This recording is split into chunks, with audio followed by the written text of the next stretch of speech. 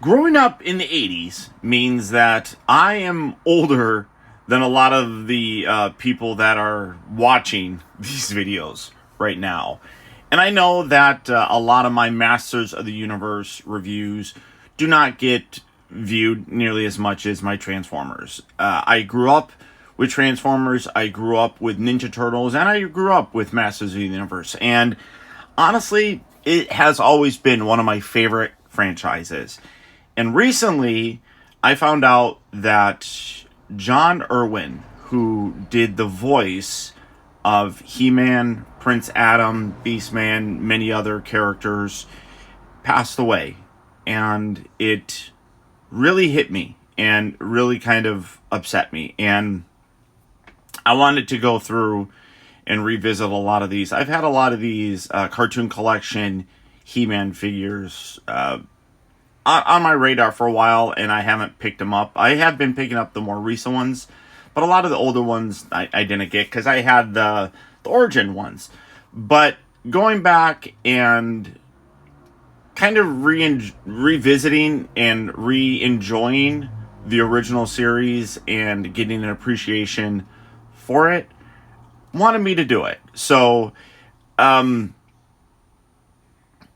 just... no. No, I almost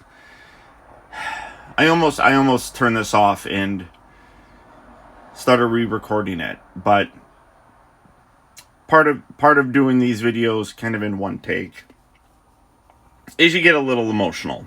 And like I said, He-Man with his severed head here. Oh, well, that's Prince Adam, and he's just smiling. Very, very much a part of my childhood, and hearing that voice, hearing He-Man, for me, and it'll eventually happen at some point in time, but it'll be like when we lose Peter Cullen as Optimus Prime. John Erwin was the Optimus, was the Peter Cullen for the Masters of the Universe franchise, and it's a very sad day. Not a lot of people got to meet him.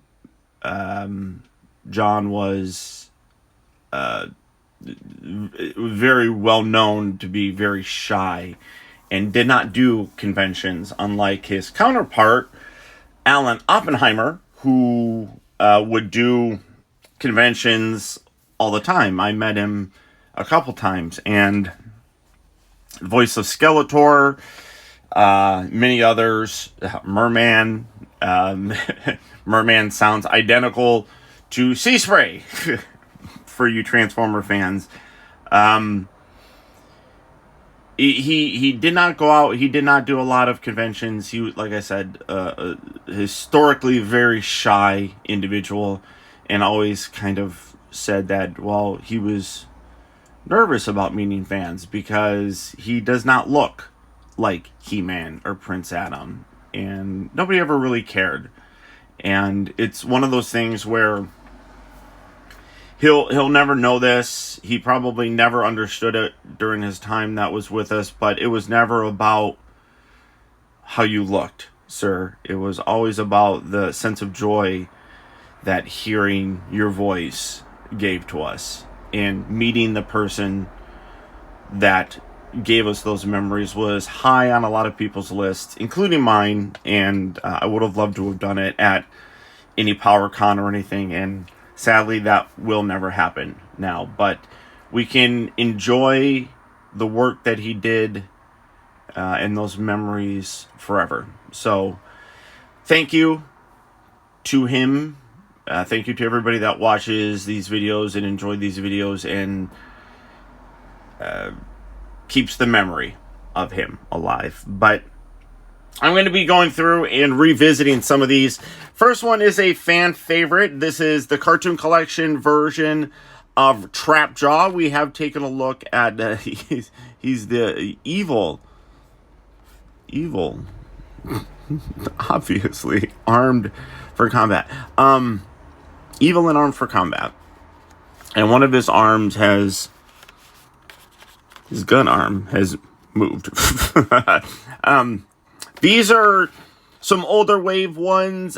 In this wave, we have Tila, obviously Trapjaw, and Stratos right there. So, very, very cool. You got the gorgeous art up here that we've seen time and time again. All of these, because they are part of the cartoon collection, come with a artifact of sorts. This one is the Eternium Rock. Eternium Rock. Again, I don't know what that is, but part of the double-edged sword. So maybe I'll get to that and watch that episode eventually. But also, I do want to give a shout-out to, I think it's called Paul's Mart. It's not me. But there is an online store that a lot of people in the He-Man community know of. A lot of times he gets these figures in before larger retail. And he had a sale on a lot of these a little bit ago, and I was able to pick some of the other ones up. I think they were only like $15 or something, which is pretty decent price. Basically retail price for the most part. Most online stores will mark some of these older ones up and stuff, but you know, that it is what it is. But for the packaging on Trapjaw, that's about it. So without further ado, let's get him out here and see how cool he actually is. And here we have Trapjaw opened up and out of his packaging. And a lot of these figures varied between how they looked on the cartoon and what we actually got in terms of the action figure. And Trapjaw is one of those ones that kind of sort of fits that as well. The way that he looked is very similar. Obviously, he's got the very mechanical head, the mechanical arm, things of that nature. But it was the colors that were really different between the two. And this is a lot more light. He's got pink kind of going throughout. And you'll see the comparison later on. But it's lighter, kind of kid-friendly look to him, I suppose. But a lot of figures really did that.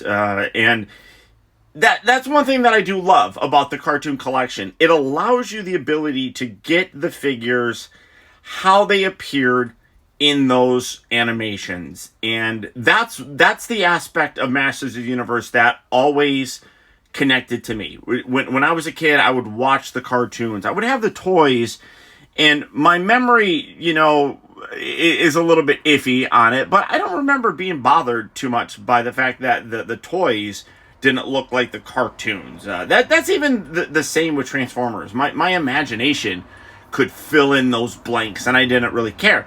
But as I got older, I noticed the difference a whole lot more. Starting off first, you do have the included comic book, or mini comic book. This is something that's been going on since the beginning, and they continue it to this day. Although he looks a little bit more 2000X-ish, I guess. There's Tila right there, just flipping through a whole bunch of different stories going on, but in the wave, they like this one. You get the same one. It's all the same. So if you get one, you get them all. And I'm just gonna throw that in my pile of them right there. Trapjaw though, really cool. You know what? Wait. Hold on. Where is?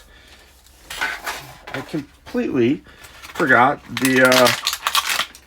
Glad I didn't throw that too terribly far. But here is the Eternium Rock. Well, Eternium, I guess, you know, is like a little thing. I honestly don't remember, but Eternium is a special substance. But like I said, it's an episode specific piece. This is kind of like a clearish with a little blue haze. That actually looks pretty cool, to be totally honest. But you can have him hold it if you really wanted to. It's got like a little handle there. Oh, no, can't hold it very well.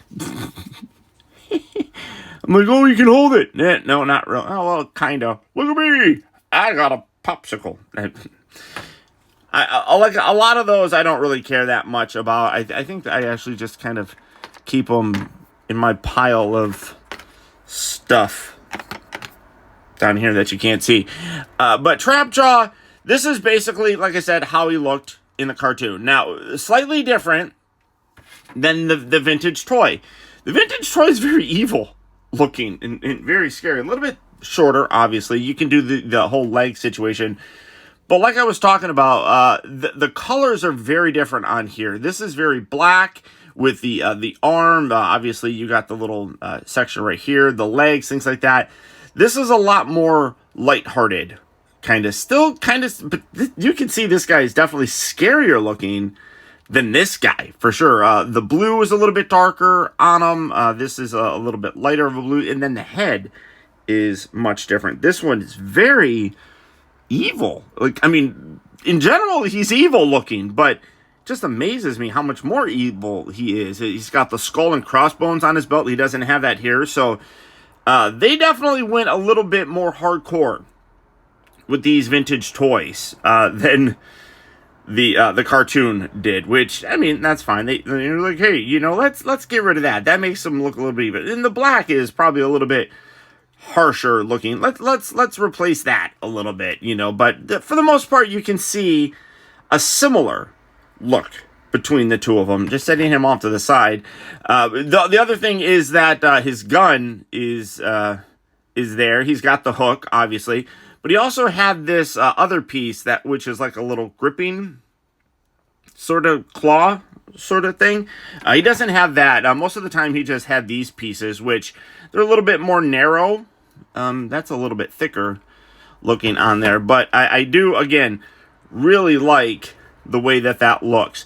All the articulation, despite the fact that he's got a mechanical arm, is still there as well. But the overall design on this is just a little bit softer and kid-friendly and cartoon accurate, which I absolutely love. Now you can interchange pieces as you could with all the origin figures. So if you wanted to, and honestly, I kind of, I mean, the skin color is off. I kind of wish I could use that hand for him, because the fisted hand, I mean, and, you know, it is what it is, but wish I could do that. But just so much more awesome.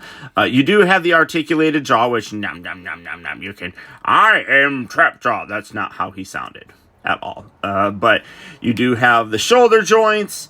This also has a shoulder joint, so you can kind of angle that in and out. Has a rotation right there. This can rotate because you can take this, pop that off, and oh my gosh, I lost my arm. And then you can take this guy, and you can plug that in there. I don't know, is that upside down? How do I have that? No, I guess I had that kind of right. I'd have to double check. But most of the time you actually had this, and I like how you do have the hook section right there that you can still attach that, where you had those little hook bits there. I do like how you can add that on there as well, so you can kind of keep everything in place. It does have the waist rotation, the thighs, the hips, all that stuff. You can bend him at the knee. So if you wanted to kind of recreate that 3 3/4 inch, or what, not 3 3/4, like the 5-inch scale, you could do that. Although realistically, I like doing it with these ones because these are meant to be those vintage figures, and they have that. This, I prefer just keeping the full upright cartoon look for them. So whole lot more just accurate, I think. But let me swap these, put these back on. Great looking figure though. Really very, very nice. And I am mad at myself for waiting this long to collect these. Because they're extremely well done. And I was just stubborn because I was like, oh, you know what? I have all the original ones. I don't need the cartoon ones. Dumb. Paul, you're dumb. But thanks to Paul Mart, or whatever that website was, I'll put a link down in the video description. The normal links, Big Bad Toy Store, Entertainment Earth, I'll put all those down there as well. But they were, like I said, the Paul Mart one was having a deal on them, and I was able to get them shipped. I did it through Amazon, so I also got like free shipping because of my Amazon Prime. And he doesn't want to hold that, so I'm not gonna force him to. But Trapjaw, like I said, definitely a fan favorite. Definitely fun. He seemed to always be in the episodes I don't know if I would necessarily say that he was Skeletor's right-hand man. That seems to be more like Triclops for the most part. Yeah, Trapjaw was there quite often, and just was cool. I mean, like I said, he had the bionic arm, had the metal mouth that could like bite through everything. So super fun, super fun character. But that's it. Yeah. So thanks everybody for tuning in. I'm sorry about the whole emotional beginning of it, but I'm going to be doing a little homage to the one and only Mr. Erwin, and going through the next week or so, doing Masters of the Universe reviews, just catching up on all of those cartoon collection ones. So hopefully you enjoy. Like I said, I know a lot of people don't watch these, but I enjoy doing them. Can't believe Optibotimus is still around. Well, I'm still around because at least somebody still watches these videos. And as long as somebody still does and enjoys them and has a good time listening to my ramblings, I've always said that I'll keep doing them. So, again, rest in peace. Rest in peace. Rest in power. I have the power. I don't know. I'm just being random. But, again, thank you for tuning in. Don't forget to hit that like button. Show the love and the support. It's all very much appreciated. And until next time, this is Optibotimus saying to... I don't know, what should I say? I feel like this one should have... I should end the video in a slightly different... well, hey, how about this? That the real trouble with the world is that too many people grow up. Thank you for watching. Enjoy. Have fun. And until next time, I'll talk to you later.